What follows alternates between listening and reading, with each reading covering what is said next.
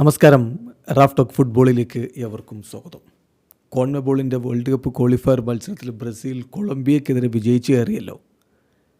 കളിയിൽ അവസാന ഘട്ടത്തിൽ വിനിയുടെ ഗോളാണ് ബ്രസീലിനെ വിജയത്തിലേക്ക് കൊണ്ടുപോയത്.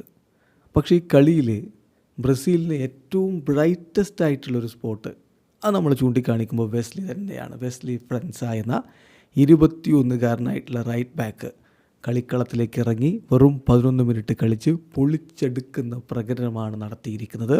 തീപ്പൊരി വെസ്ലി ബ്രസീലിൻ്റെ ഭാവി പ്രതീക്ഷയാണ് എന്ന് തന്നെയാണ് എല്ലാവരും ഇപ്പോൾ വിലയിരുത്തുന്നത്.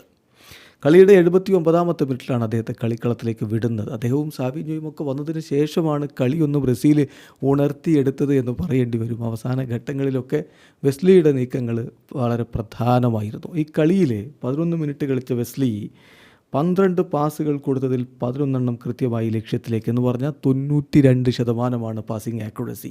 2 കീ പാസുകൾ അവൻ കൊടുത്തു. 6 ഡ്യുവൽസിൽ 6ഉം വിൻ ചെയ്തു. 100% ഡ്യുവൽ വിന്നിങ് റേറ്റ്. ആ കളിയിൽ ബ്രസീലിയൻ ടീമിൽ ഏറ്റവും അധികം ഡ്യുവൽസ് വിൻ ചെയ്തത് അവനാണ്.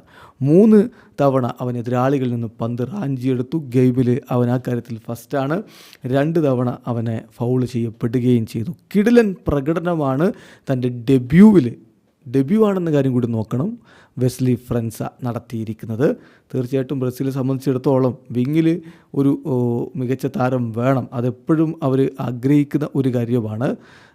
റൈറ്റ് വിങ്ങിൽ മുമ്പത്തെ കഫു ഒക്കെ ഉണ്ടല്ലോ, കഫുവിനൊക്കെ പോലുള്ളൊരു താരത്തെ ബ്രസീൽ ആഗ്രഹിക്കുകയാണ്. അതുകൊണ്ടായിരിക്കണം ഇന്നിപ്പോൾ കളി കഴിയുമ്പോൾ വ്യാപകമായിട്ട് വെസ്ലിയെ കഫുവിനോട് ഉപമിച്ചുകൊണ്ടുള്ള പോസ്റ്റുകളൊക്കെ കാണുന്നു. ഇപ്പോഴേ അത്ര വലിയ ഉയരത്തിലേക്കൊക്കെ അവനെ കൊണ്ട് പ്രതിഷ്ഠിച്ച് വെച്ച് വലിയ പ്രഷർ കൊടുക്കുന്നതിൽ ഒരർത്ഥവുമില്ല. പയ്യൻ കളിച്ച് വളരട്ടെ. ബ്രസീലിന് തീർച്ചയായിട്ടും പ്രതീക്ഷ വെക്കാവുന്ന ടാലൻറ്റ് തന്നെയാണ് വെസ്ലി. വീഡിയോ അവസാനിക്കുന്ന ഫുട്ബോൾ ലോകത്തെ കൂടുതൽ വിശേഷങ്ങളുമായി റാഫ് ടോക്സ് വീഡിയോ എത്താം.